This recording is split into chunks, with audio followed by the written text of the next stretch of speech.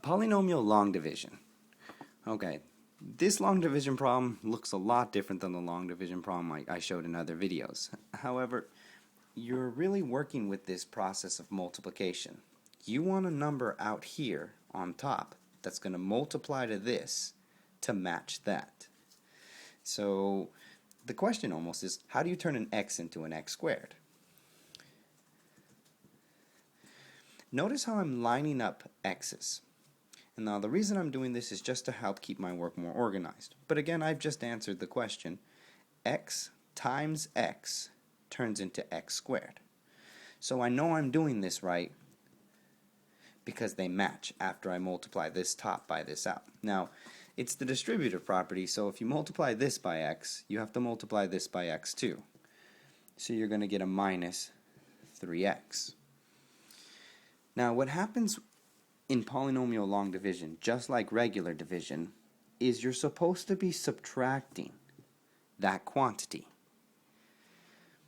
So technically this says x squared minus x squared, which will cancel them out. This will say 3x, and because we have double negatives, it's plus 3x, which turns into a 6x after we combine them. Just like before, we drop down that positive 12. And now you ask yourself this question. How do I turn an x into a 6x? The answer, multiply it by 6. 6 times x is 6x. You know you're doing it right because they match. 6 times negative 3 is negative 18.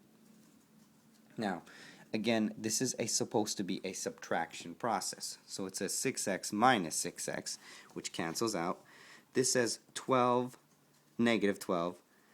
And because these are double negatives, it's plus 18, which will get you a positive 6 remainder.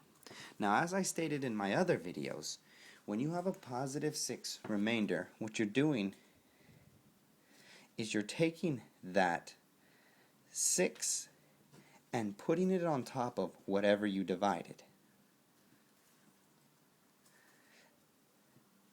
Therefore, your final answer is x plus 6 over x minus 3 is how you would divide this trinomial by this binomial.